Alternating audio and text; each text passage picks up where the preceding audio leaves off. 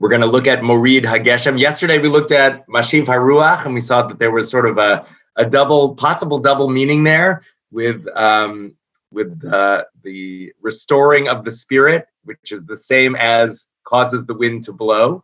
And we saw the way in which the sort of nature cycle, blowing wind, leading to rain, leading to food, is a form of resurrection when we ingest food. And the people like Shimshon and escapee from Egypt in the David story, without food, without water, felt like they were going to die or were going to die.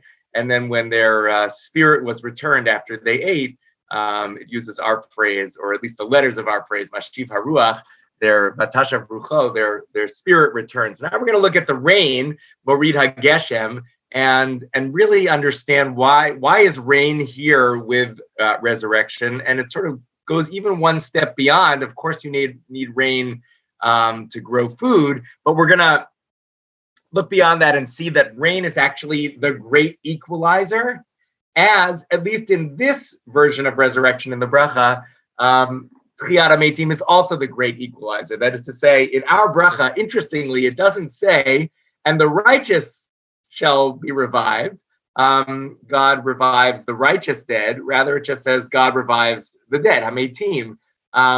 And we know that everybody dies, and it seems like at least the take in this blessing is everybody is also able to resurrect. We're going to see how that relates to rain.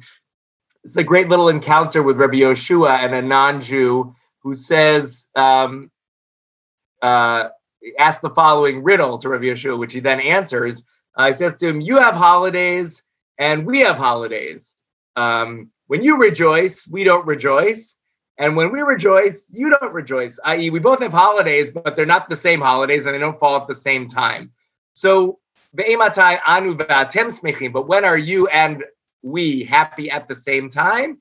Biridat geshamim, when the rain comes. Everybody celebrates the rain. Those of you who have ever been in Israel for the first rain, people go outside, like in America, they go outside for snow, like dancing in the rain, so happy. And that's not something that's limited to the Jewish people. Obviously, it's as this non-Jew points out to Rabbi Yoshua, everybody can celebrate the rain, and that's because the rain falls on everybody. The rain doesn't make distinctions about who you are when it comes. And again, we're sort of holding this in the background. We're putting on to the idea of what it means to give life to the dead, and this is sort of like one point on the spectrum, which is similar.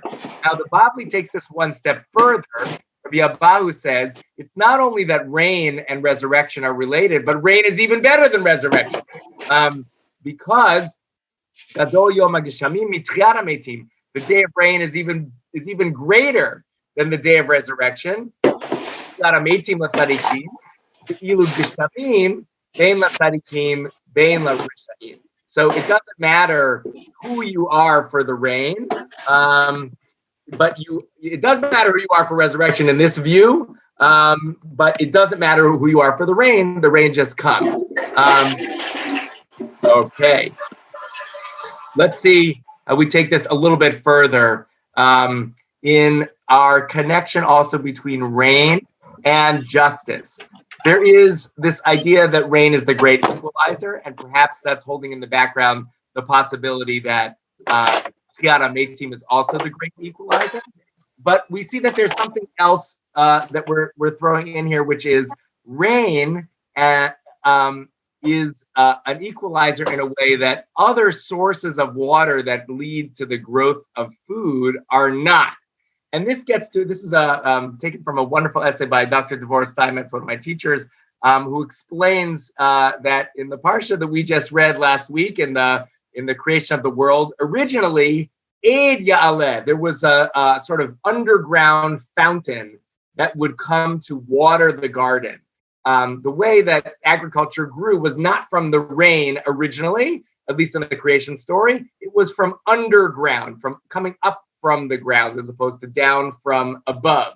But according to the Midrash, that doesn't happen anymore. And God changed God's mind and decided to irrigate the world through the sending of rain, as opposed to bubbling up from underneath, from the Tehom, as it were, from the sort of nether world. And more contrasts the greatest place in the world where the water comes up from underneath as opposed to coming down from the rain is Egypt. Egypt is irrigated by the Nile, and the Nile is a reliable source of water no matter what's going on in the clouds. That is to say, the sort of the green that surrounds the Nile is because it's sort of like a constant that you can just count on each year. You don't have to look to the skies and worry. But it's also something that is not equal. That is to say, the closer you are to the Nile, the more access you have to the water. And therefore, people with power might be able to gain the upper hand on where the water is, as opposed to a world in which rain comes down. Everybody gets the same amount of rain, sort of, in the general area. It doesn't matter where you're living. And that is the key to why God changed the system from an underground source of water to a rain source of water. That is to say, it's an equalizer, not just that everybody gets it, but also the high and the low have equal access in ways that are not true about other sources of water. And so Morid HaGeshem is not just water grows food, because you could use a hose and have water grow food. But what it is the water that's coming down is envisioning a world of equality, and that's the world that's worthy of being resurrected in some ways. That is to say, the world that we live in now is the world of inequality, and that's not the world that's coming back. The world that's coming in the future is the world in which everybody becomes equal, and the rain is the greatest sort of image of that because of the way that it falls on everybody. So let's just read this midrash from Breshit Rabbah.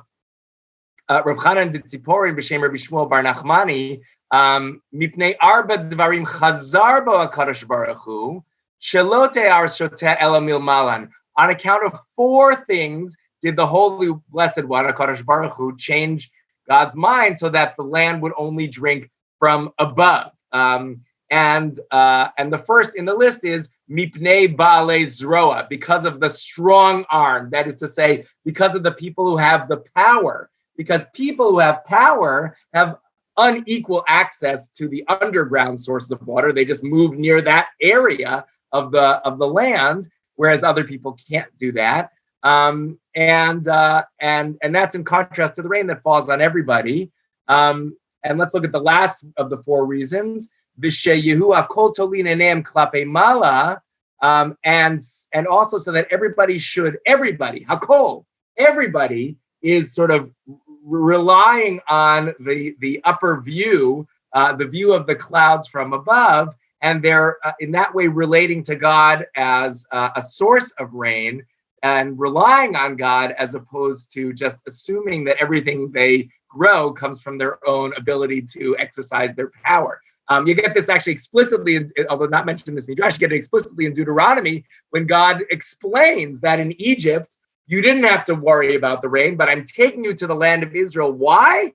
I'm taking you there because you will rely on me for rain to give you food as opposed to the Nile. And therefore, you won't think that kochi ba'otzem yadi, that my own strength and my own power is what's giving me my food, but rather you know that it's coming from above, and it sort of thickens and deepens our relationship. You don't forget about me, about God, in your ability to grow food. So that's really the understanding of rain here as a great equalizer, not only in that all people benefit from it from a sort of Jew, non-Jew perspective, but also that powerful people don't have special access to rain. Everybody has access to rain. And in that way, we sort of foreshadow a resurrected world in which everybody has the equality that we don't really see in this world right now. In the moment of rain, we get a glimpse of that world of equality. Everybody's experiencing it at the same level at the same time,